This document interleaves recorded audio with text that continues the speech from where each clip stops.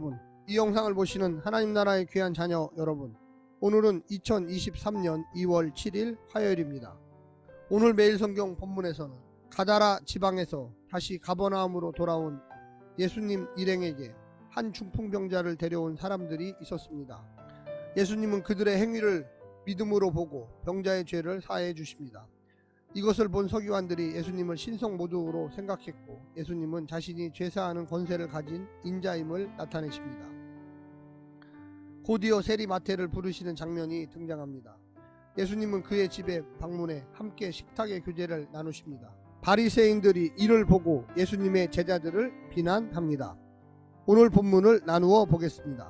마태복음 9장 1절부터 8절, 중풍병자를 고치심, 중풍병자의 치유와 죄사함, 서기관들과 예수님의 논쟁, 예수님의 권능. 9절부터 13절, 세리 마태를 부르심, 바리새인과 예수님의 논쟁. 오늘 본문 마태복음 9장 1절부터 13절 말씀을 듣고 다시 돌아오겠습니다.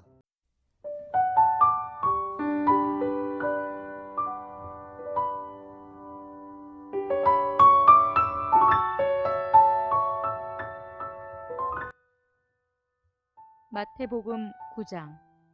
예수께서 배에 오르사 건너가 본 동네에 이르시니 침상에 누운 중풍병자를 사람들이 데리고 오거늘, 예수께서 그들의 믿음을 보시고 중풍병자에게 이르시되, 작은 자야 안심하라, 내 죄사함을 받았느니라. 어떤 서기관들이 속으로 이르되, 이 사람이 신성을 모독하도다. 예수께서 그 생각을 아시고 이르시되, 너희가 어찌하여 마음에 악한 생각을 하느냐. 내 죄사함을 받았느니라 하는 말과 일어나 걸어가라 하는 말 중에 어느 것이 쉽겠느냐.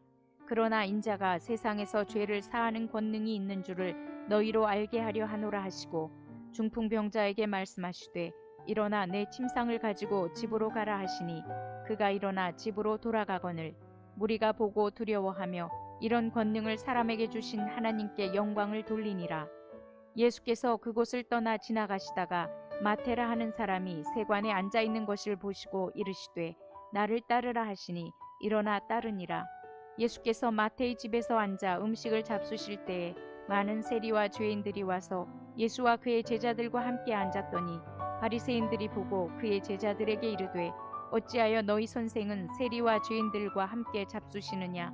예수께서 들으시고 이르시되, 건강한 자에게는 의사가 쓸데없고 병든 자에게라야 쓸데있느니라.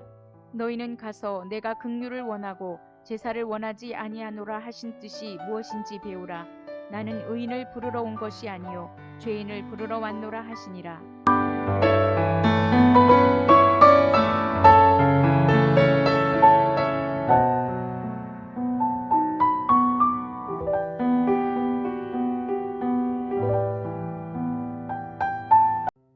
본 단락은 두 번째 부분 8장 23절부터 9장 17절의 마지막 세 번째 기적으로 시작합니다. 두 번째 부분은 마태를 부르심과 금신 논쟁으로 마무리될 것입니다. 중풍병자를 고치시는 사건에서 마태는 마가복음, 누가복음의 동일 이야기를 상당히 축약해서 소개합니다. 특별히 예수님의 죄사하는 권세가 중심 주제로 등장합니다.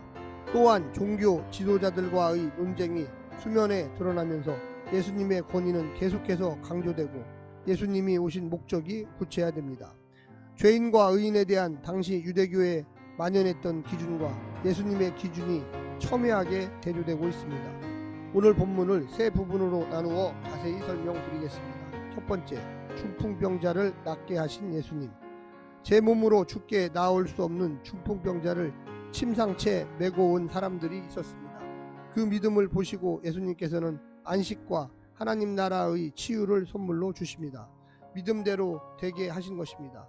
더욱이 내 죄사함을 받았다고 선포해 주시는데, 이 사람의 죄가 그를 중풍병자가 되게 했다는 의미가 아니라 인류의 죄가 사망을 가져왔으며 하나님 나라는 이제 그 죄의 사망에서 해방되는 생명의 나라임을 보여주고 있습니다.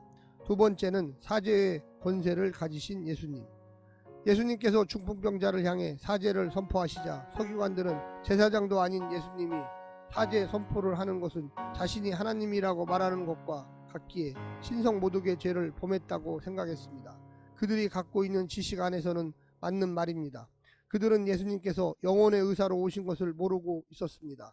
하지만 예수님은 이 중풍병자를 일어나 걷게 하심으로써 하나님은 자신을 신성모독한 죄인으로 여기지 않고 사죄의 권한을 위임받은 자로 여기셨음을 증명해 보이셨습니다. 죄인이 하나님만 하실 수 있고 메시아 시대에 일어난다고 예고된 치유를 가져올 수 없기 때문입니다. 마지막 세 번째는 죄인들의 의사가 된 예수님. 예수님은 세관에 앉은 마태를 당신의 제자로 부르심으로써 또 하나의 경계를 넘으셨습니다. 그뿐만 아니라 죄인 마태의 집에 들어가 그가 초대한 다른 세리와 죄인들과 함께 식사를 하심으로써 그들과 친구라는 것을 드러내십니다.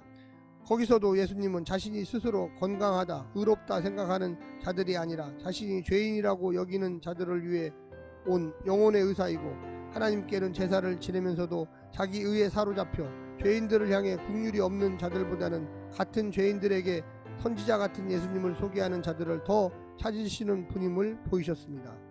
제사를 명하신 하나님의 의도는 당신의 긍휼을 그들에게 베푸시기 위함입니다. 사랑하는 성도 여러분, 예수님은 과연 누구이십니까? 사죄의 권세를 가진 예수님, 고치시는 예수님, 죄인들의 의사가 되신 예수님입니다. 마음을 활짝 여시고 예수님을 주님으로 꼭 영접하시기를 간절히 부탁드립니다. 오늘 하루도 승리하십시오. 샬롬.